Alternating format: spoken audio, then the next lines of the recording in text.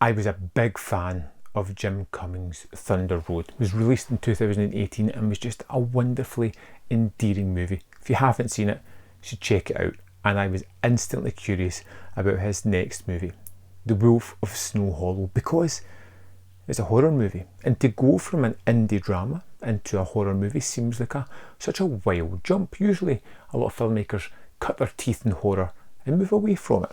And we get this idea of him just moving into this genre that made me really excited. And one of the key things about Thunder Road I loved was the endearing nature of the character. They were flawed.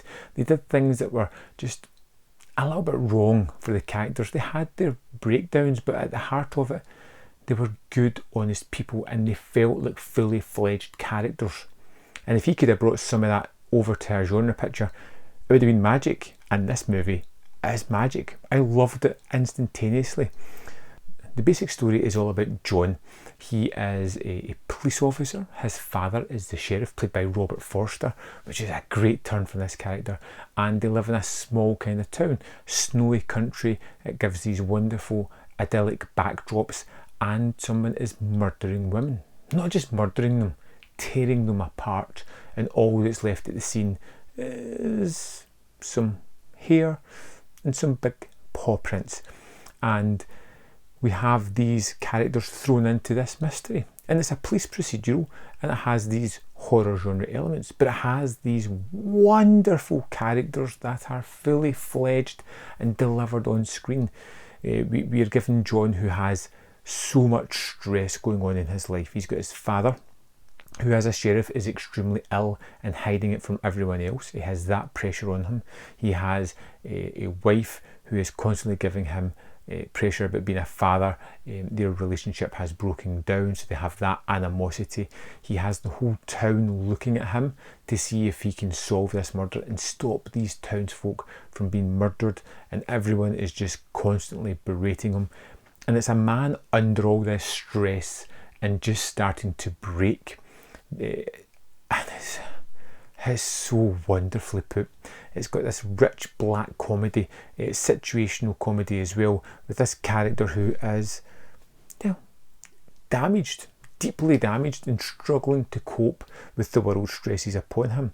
But it has these wonderful horror moments as well, moments where women are being attacked and bloodily dismembered, and it's really interestingly well done. You get these juxtaposed scenes where you have these brutal killings cut together with a more pleasant or banal scene, but cutting them together creates a really strange intercutting of thematics of the movie.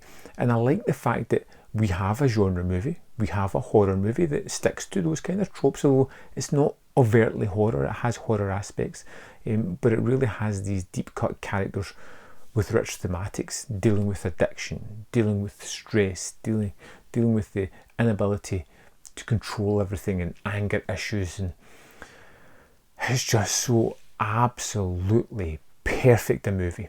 I loved The Wolf of Snow Hollow. It is one that I feel everybody should check out. If you're a horror fan, you're going to like it. If you want a movie with a character who at one point you're like, yeah, you're doing the right thing, and then the next scene you're like, what the hell are you doing, man? Stop doing that.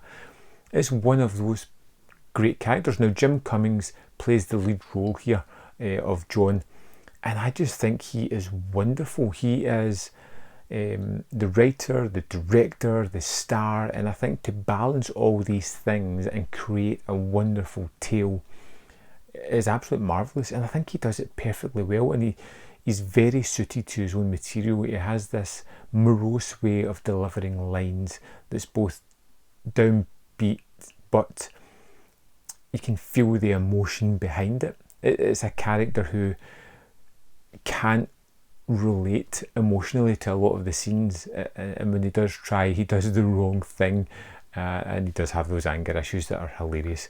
The movie has hilarious moments. It's got wonderful side characters. It is beautifully shot. It has the gore, if that's what you're into, and a great runtime of just over 80 minutes, and it packs so much into it. I want you to go and check this movie out. You can get it in video on demand. I'm sure it'll be coming to streaming services at some point. If you can get a physical copy, get it. This is one of my favourite movies of the year, and it's completely within my sensibility, in my wheelhouse. And if you haven't seen Thunder Road, you should definitely check that out. I can't wait to see what this guy's going to do next. His movies are just tailored for me. I'd love to know your opinion in The Wolf of Snow Hollow.